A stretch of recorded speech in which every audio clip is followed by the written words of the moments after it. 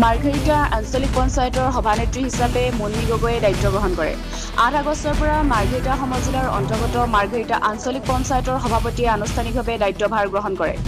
13 জন আঞ্চলিক পঞ্চায়ত সদস্যৰে গঠিত মাৰ্ঘেৰিটা আঞ্চলিক পঞ্চায়তৰ সভানেত্ৰী পদত মুন্মী গগৈয়ে আজি আনুষ্ঠানিকভাৱে দায়িত্বভাৰ গ্ৰহণ কৰে।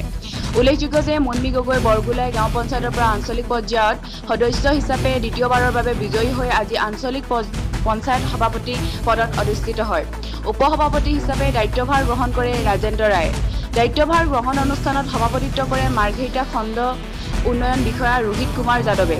উক্ত সভাত উপস্থিত থাকে তিনিচুকীয়া জিলা পৰিষদৰ অধ্যক্ষ ভদ্ৰেশ্বৰ মৰাণ, মাৰ্ঘেৰিটা পৌৰপতি আনন্দ কুমাৰ শৰ্মা, তিনিচুকীয়া জিলাৰ সাংবাদিক সন্থাৰ সাধাৰণ সম্পাদক ৰাণাজ্যোতি নেওগ, পূৰ্বৰ আঞ্চলিক পঞ্চায়ত সভাপতি সুখদেৱ শৰ্মা, জ্যেষ্ঠ বিজেপিৰ নেতা ভীম কৰ্মকাৰ, মাৰ্ঘেৰিটা সমজিলা অন্তৰ্গত আটাইকেইখন জিলা পৰিষদৰ সদস্য, 13খন গাঁও পঞ্চায়তৰ সভাপতি সচিবসহ বিজেপিৰ দলৰ বিভিন্ন পৰ্যায়ৰ নেতা কৰ্মীৰ লগতে স্থানীয় বহুসংখ্যক গণ্যমান্য ব্যক্তি আদৰণি ও কাৰ্যভাৰ গ্ৰহণৰ উপলক্ষে অনুষ্ঠিত গুৰুত্বপূৰ্ণ সভাখনি আঁত ধৰে অনুপ কলিতাই।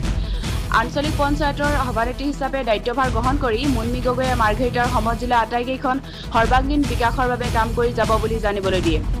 মাৰ্ঘেৰিটা কিষণ লালুঙৰ ৰিপৰ্ট, টাইম 60 অসম। মাৰ্ঘেৰিটা আঞ্চলিক পঞ্চায়তৰ সভানেত্ৰী মুন্মী গগৈ ডাঙৰীয়ানীয়ে দায়িত্বভাৰ গ্ৰহণ কৰিছে আৰু মাৰ্ঘেৰিটা 13খন গাঁও পঞ্চায়তৰ সকলো আঞ্চলিক পাৰিষদসকল আহিছে আৰু আমাৰ গাঁও পঞ্চায়তৰ নিৰ্বাচিত সভাপতি আৰু সচিব লগতে ষ্টাফ সকলো আছে আঞ্চলিক পঞ্চায়ত আৰু গাঁও পঞ্চায়তসমূহৰ, আৰু আপোনালোকো আহিছে। আমি দলৰ জ্যেষ্ঠ আমাৰ আৰু কনিষ্ঠ সকলোৱে আহিছে।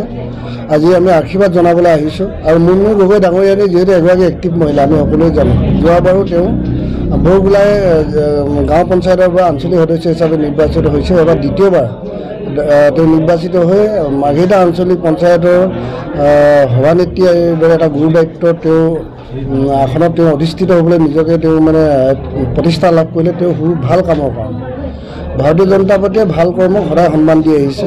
গতিকে আমি আশীৰ্বাদ কৰিছোঁ মুন্মী গগৈ ডাঙৰীয়ানীৰ নেতৃত্বত যাতে এই মাৰ্ঘেৰিটা বিধানসভা সমষ্টিত 13খন গাঁও পঞ্চায়তৰ সকলো আঁচনি যাতে খুব সুন্দৰভাৱে পৰিচালিত হয় আৰু এইখিনি ক্ষেত্ৰত জনগণৰ আৰু আপোনালোকে বিশেষভাৱে সংবাদ মাধ্যমৰ লগত জড়িত সচেতন আমাৰ যিসকল মানে সংবাদসেৱী সকলোৰে সহযোগিতা আমি কামনা কৰিছোঁ। ধন্যবাদ।